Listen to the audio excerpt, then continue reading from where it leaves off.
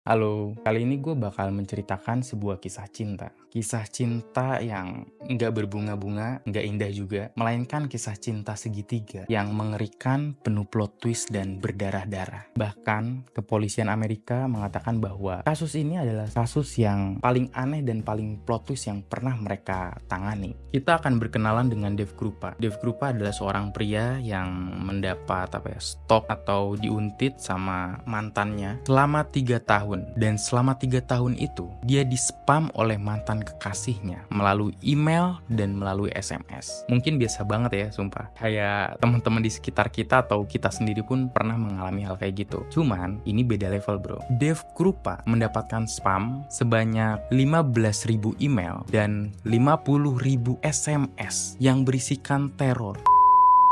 Dan sampai ujung kisah ini harus ada nyawa yang hilang. Oke, langsung aja kita mulai ceritanya.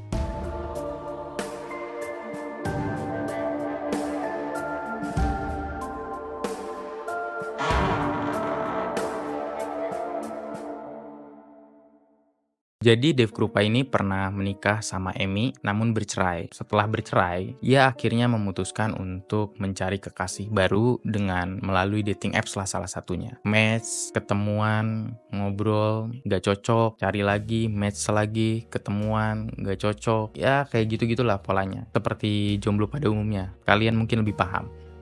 Lalu di hari yang cerah, saat Dave bekerja di bengkel, datang seorang perempuan. Kayak di film-film romantis nih.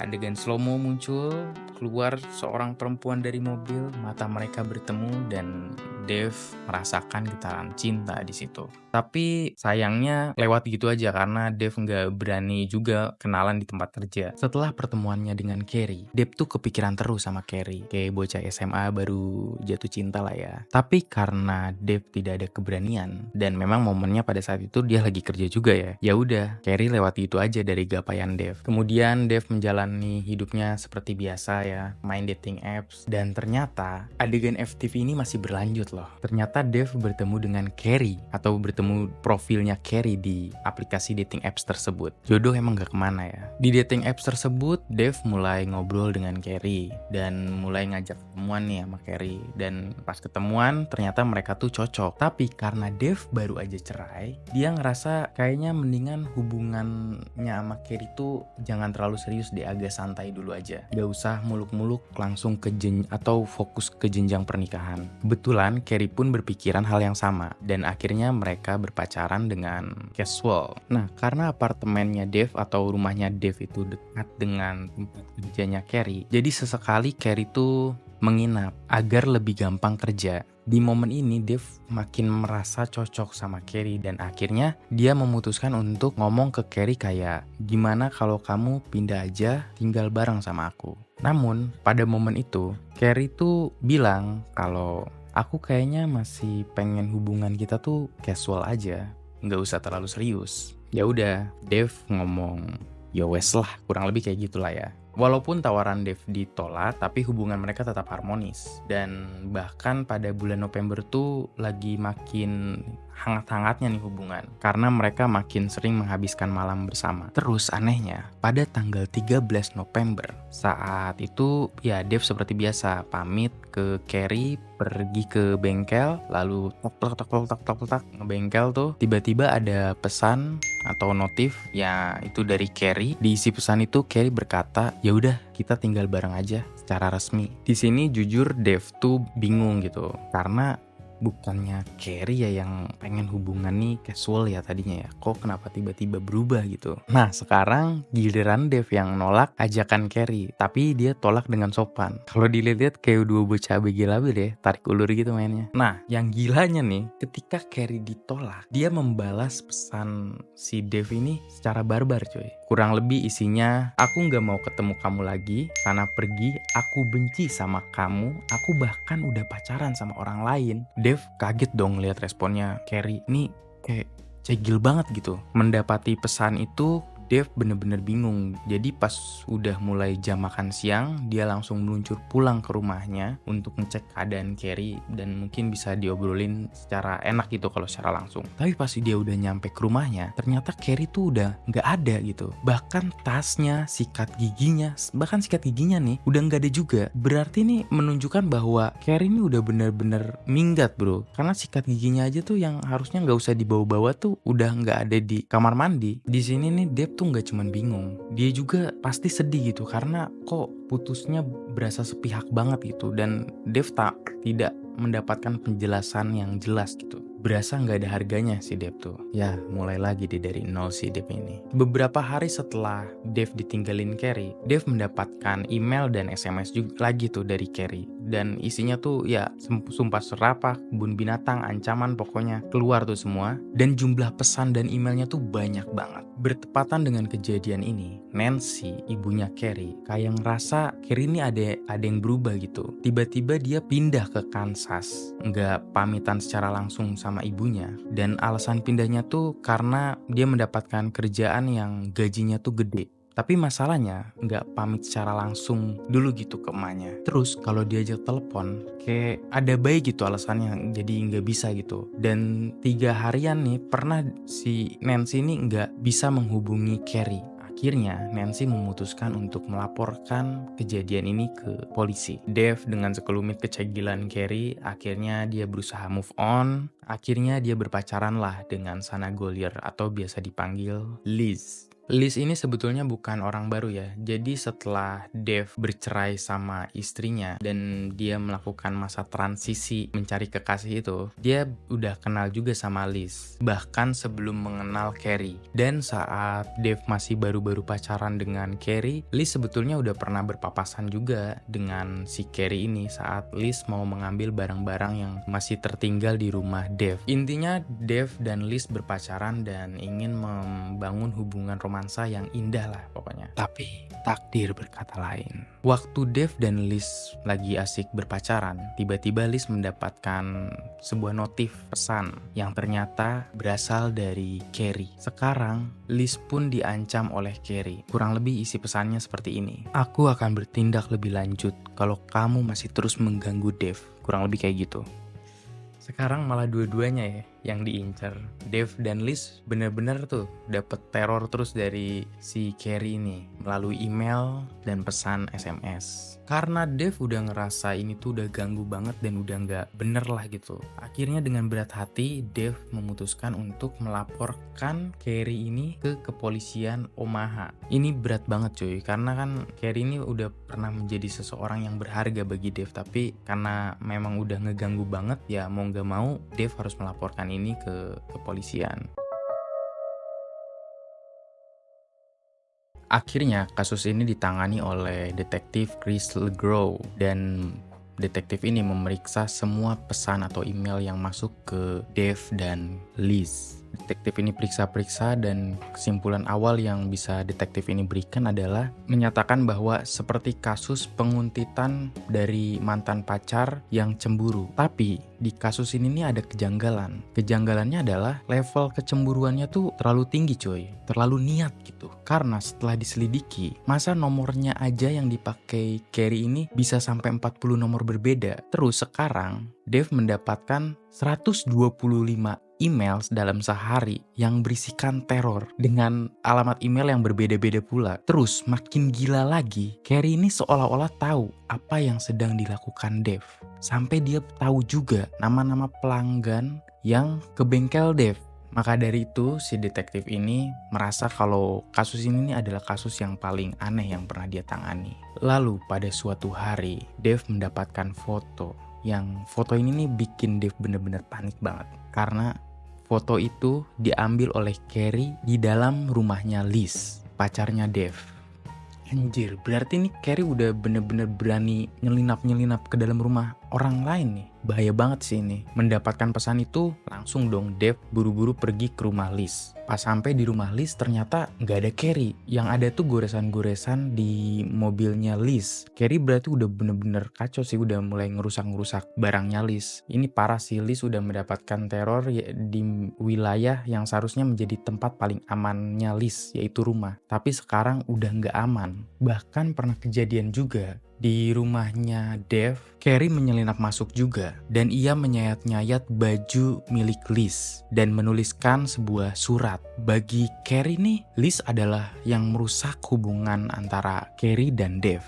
Kacau lah ya, sekarang Liz juga bener-bener udah terseret banget. Polisi pun tetap berusaha mencari Carrie, tapi tidak ada satupun petunjuk yang bisa polisi dapatkan agar mereka bisa tahu keberadaannya Carrie di mana. Carrie seperti hilang begitu saja. Kalau kalian pikir ini adalah puncak dari kengerian yang dilakukan oleh Carrie, kalian salah. Karena pada suatu malam, Carrie bahkan berani datang ke rumah Liz dan dia membakar rumah Liz. Rumah Liz hampir nyaris habis, tapi untungnya Liz tuh selamat. Tapi yang paling disayangkan, 4 peliharaan dari Liz mati dalam kebakaran itu.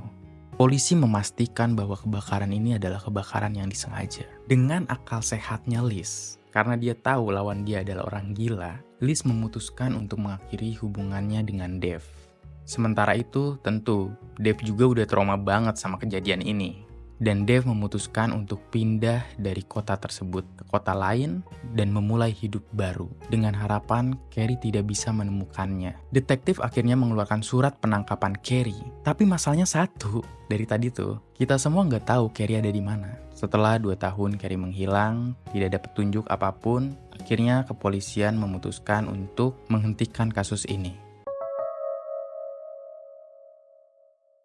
Pada tahun 2015, sejak Carrie menghilang, yaitu udah 3 tahunan, kasus ini akhirnya diambil alih oleh 2 detektif baru, yaitu Sergeant James Doty alias Jim dan Deputy Ryan Evis. Langkah pertama yang mereka lakukan adalah mendatangi Nancy alias ibunya Carrie dan menanyakan awal mula kasus ini seperti apa, kok bisa separah ini gitu. Dan mereka juga menanyakan, Carrie tuh orangnya seperti apa sih kalau di rumah, kalau di depan keluarga. Dari sana mereka menemukan banyak kejanggalan. Mereka bertemu dengan Nancy dan Nancy memberitahu ternyata bahwa Carrie memang memiliki bipolar. Dan ketika Carrie pergi, Carrie tidak membawa obat-obatannya. Wah, ini informasi penting banget menurut detektif itu. Kemungkinan perubahan mood ekstrim yang terjadi pada Carrie ini diakibatkan oleh bipolar. Seperti perilaku-perilaku yang mengintimidasi, meneror, mengirim email banyak banget, sampai bahkan membakar rumah Liz. Saat kedua detektif ini memeriksa lebih dalam, ada kejanggalan juga. Carrie kan pergi dengan alasan mendapatkan kerjaan yang gajinya gede-gedean tuh. Tapi kenapa pas dicek media sosialnya Carrie, email aslinya Carrie, bahkan teleponnya Carrie, udah lama banget tuh nggak aktif. Kenapa harus nggak aktif gitu? Apa dia takut dilacak atau apa gitu? Kejanggalan lainnya tuh kayak pakaian-pakaian Carrie tuh nggak dibawa juga sama Carrie. Masih tersimpan rapi di dalam rumahnya. Kalau memang dia pindah kan normalnya harusnya tetap bawa kan pakaian itu. Walaupun memang dia dapat gaji yang gede mungkin ya, sampai barang lama tuh udah nggak perlu dia pakai lagi tuh. Tapi tetap aja nggak sih? Normalnya tuh Carrie tetap bawa aja barang bawaannya kan. Dan yang paling janggal tuh, rekening bank milik Carrie itu udah nggak aktif lama banget juga. Aktivitas terakhir rekening banknya tuh nggak lama setelah yang Carrie tuh hilang, udah beberapa tahun yang lalu banget gitu. Nggak ada transaksi sama sekali. Ini aneh banget kan. Apalagi kalau ada acara-acara keluarga, Carrie pun tetap nggak datang gitu. Ini Carrie tuh udah berubah banget lah pokoknya di mata orang tuanya Carrie, yaitu Nancy. 2 detektif ini mengatakan bahwa fakta-fakta yang sudah ditemukan oleh mereka ini, atau alasan-alasan atau kejanggalan-kejanggalan Carrie ini menguatkan bahwa ada sesuatu yang lebih besar di balik hilangnya Carrie. Kemudian kedua detektif ini memutuskan untuk memeriksa kembali data-data lama dari penyidikan sebelumnya, terutama data yang diambil dari ponsel Dave dan Liz. Totalnya ternyata ada 15.000 email dan 50.000 SMS yang dikirimkan oleh Carrie. Ini gila banget sih. Untuk memproses data sebanyak itu, dua detektif ini meminta bantuan seorang ahli digital forensik yang bernama Anthony Cava. Dua detektif dan satu ahli digital forensik, yaitu si Tony, mereka bener-bener penasaran banget nih sama kasus ini. Sampai-sampai si Tony sebenarnya lagi kena tumor dan dari dokternya tuh minta untuk Tony segera dioperasi. Tapi Tony menunda operasi tersebut dan pengen menyelesaikan kasus ini sesegera mungkin karena Tony udah kepalang penasaran dan kebetulan Tony memang mengidap autis. Beberapa orang pengidap autis memang kalau udah fokus pada suatu hal bakal serius banget. Tony menemukan bahwa pesan-pesan yang dikirim atas nama Carrie itu menggunakan jutaan alamat IP dari berbagai lokasi, mulai dari Australia, Afrika, sampai WiFi McDonald. Tapi setelah disaring, Tony menemukan alamat IP yang paling sering digunakan oleh Carrie, yaitu 174716113. Setelah dilacak, IP ini ternyata milik seseorang bernama Todd Butterbaugh. Temuan ini sangat mengejutkan Tony. Karena apa? Karena Todd adalah karyawannya Tony sendiri. Anjir, makin liar banget nih alur ceritanya nih. Nah, dua detektif ini dan si Tony benar-benar bingung nih. Kok kenapa bisa gitu ada IP karyawannya si Tony alias si Todd nih. Kenapa muncul gitu tiba-tiba gitu. Padahal nggak ada hubungannya sama sekali menurut mereka. Tapi daripada pusing, akhirnya kedua detektif ini memutuskan untuk mewawancarai si Todd. Biar clear dah. Akhirnya si Todd ditanyalah sama si detektif ini. Jadi yang pakai wifi rumah kamu tuh siapa aja? Karena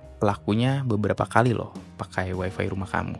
Si Todd jelas bingung dong, kok ngapa tiba-tiba kasus yang diurus sama bosnya dia gitu, si Tony, kok nyampe-nyampe sini gitu. Terus si Todd ngejawab tuh, yang pakai wifi rumah saya, pacar saya, dan gak ada orang lain lagi. Waduh, jangan-jangan Carrie adalah pacarnya si Todd. Ditanyalah sama si detektif. Seriusan Todd, yang pakai wifi kamu tuh cuman kamu sama pacar kamu? Iya, cuman aku sama pacar aku. Terus, emang siapa pacar kamu? Terus si Todd menjawab, pacar saya adalah Liz Gollier. Anjir, kok Liz Gollier gitu? Liz Gollier, mantan Dev yang 4 hewan peliharaannya bakar, rumahnya juga terbakar. Anjir, kok Liz Gollier gitu? Dia kan korbannya Carrie, dia kan kena teror Carrie. Ini cerita terlalu gila sih.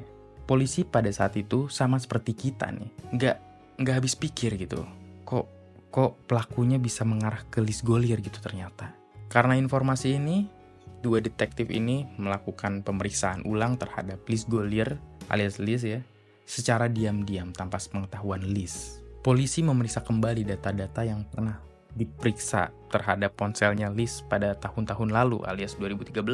Ternyata di HP Liz ada sebuah foto yang sempat dihapus. Foto itu diambil pada 24 Desember 2012, yaitu foto mobilnya Carrie. Padahal mobilnya Carrie baru ditemukan oleh pihak kepolisian pada bulan Januari 2013, sebulan kemudian kurang lebih.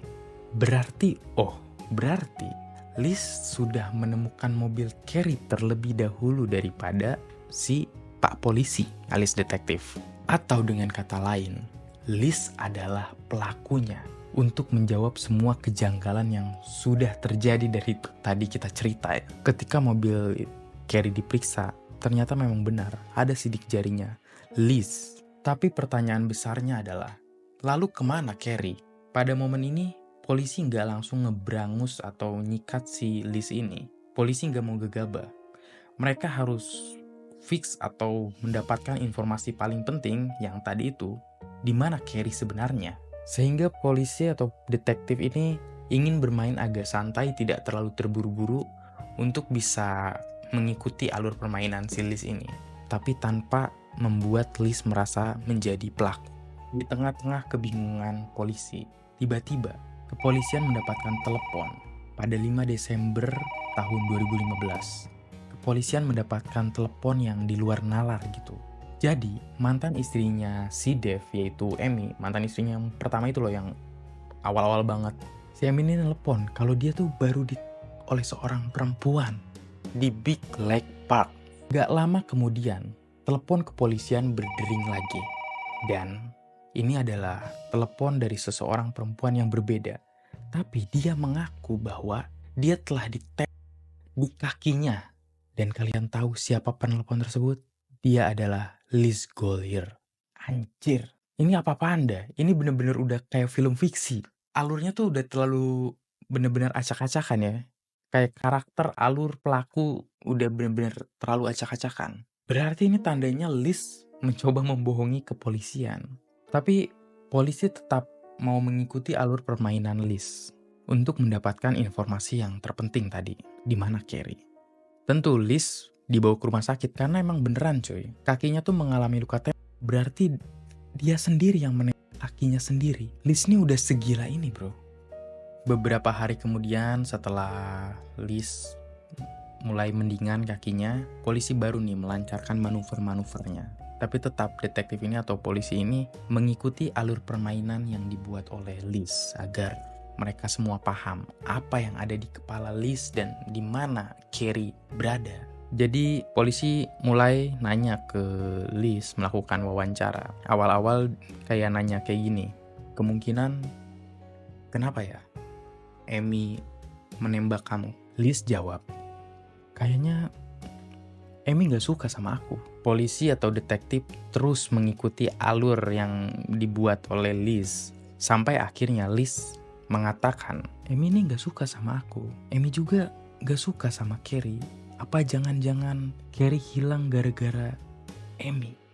Oh, ternyata arahnya ke sini. Liz mau mencari kambing hitam dan mau mengkambing hitamkan Emi. Polisi masih terus mengikuti alur Liz dan polisi sampai mengatakan bahwa baik kalau gitu Liz, kita tinggal dapetin pengakuannya Emi bahwa dialah yang menembak kamu. Dengan begitu kami bisa langsung menangkapnya. Ngedenger itu Liz langsung semangat dong. Si Liz ngerasa ini gampang. Dia tinggal pura-pura aja jadi Emi melalui email palsu seperti yang dia udah lakukan kepada Carrie. Dan Liz melakukannya. Ia berpura-pura menjadi Emi, menuliskan email palsu yang menyatakan bahwa Emi alias si Liz yang lagi pura-pura ini mengaku bahwa Emi lah yang menembak Liz. Dan gak lupa tetap dia masih memasukkan unsur romansa di sini. Emi palsu ini menyuruh Liz untuk jauh-jauh dari Dev. Anjir, bisa banget ya Liz. Tapi goblok juga sih. Kepolisian membaca email palsu tersebut dikasih sama Liz. Dan polisi bilang ke si Liz, ya udah pancing lagi. Kamu tanya, apakah Emi tahu Carrie itu di mana dan apakah dia pelakunya? Gak lama si Liz dapat email dari Emi palsu yang sebenarnya dari dirinya sendiri juga. Dia ngaku di email tersebut, ini ngeri sih. Dia Carrie 2 kali di perut dan dada. Lalu kemudian mayat Carrie dibuang ke tong sampah. Dan tong sampah ini dibuang ke pembuangan sampah. Gak lupa mobil kejadian tersebut dibersihkan. Kok bisa gitu ya ada orang kayak gini? Mendapatkan informasi tersebut, kepolisian benar-benar terdiam. Mereka bingung gitu dan gak habis pikir. Karena mereka udah tahu gitu pelaku sebenarnya ya yang ada di depan mereka yang memberikan email tersebut, yaitu Liz. Dan akhirnya mobil Carrie diperiksa, dibongkarlah jok mobil Carrie. Memang di bagian luarnya tuh bersih gitu, nggak ada apa-apa. Tapi ketika dibongkar joknya, di bagian dalamnya masih ada bercak-bercak darah. Yang mana ini menandakan bahwa informasi yang diberikan Liz itu adalah benar. Dan yang jadi pelaku bukanlah Emi palsu, bukan.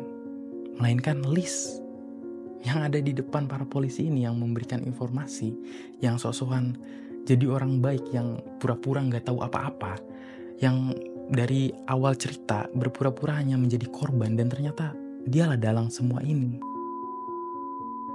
Setelah kejadian ini, pada tahun 2016, Liz hendak ditangkap oleh polisi dan dimasukkan ke penjara. Namun Liz membantah semuanya.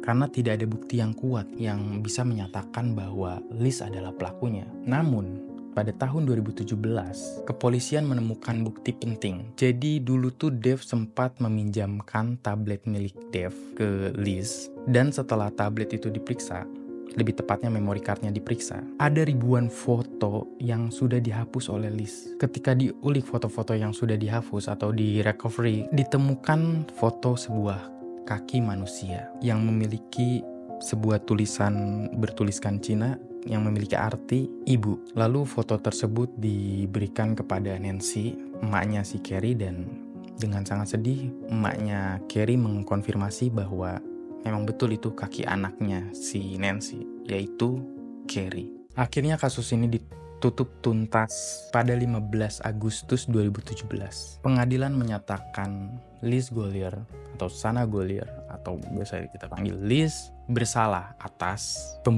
Carrie Farver pada tahun 2012, dan selama 2012 sampai 2015, Liz mengirimkan 15.000 email dan 50.000 SMS berisikan teror kepada Dev dan kepada dirinya sendiri untuk menutupi aksi kriminalnya. Lalu juga ia membakar rumahnya sendiri hingga membuat 4 hewan peliharaannya sendiri, dan yang terakhir atas tuduhan kakinya sendiri.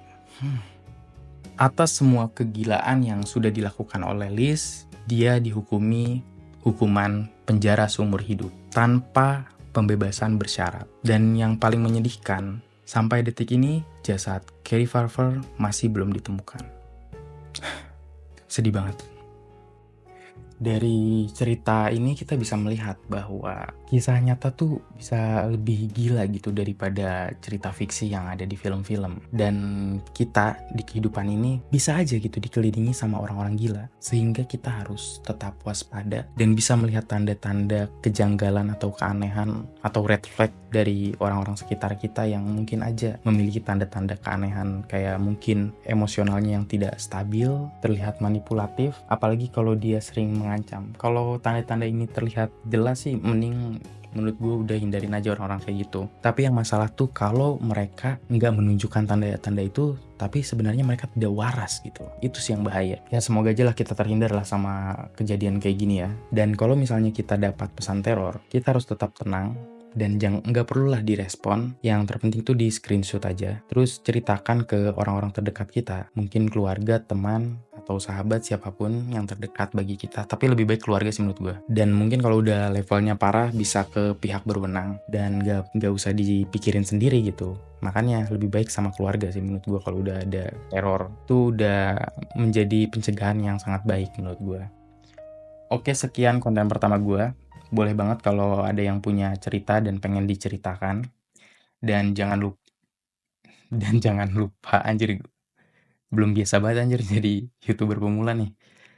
Jangan lupa like, subscribe, dan komen atau share juga ke teman-teman terdekat dan ke siapapun lah.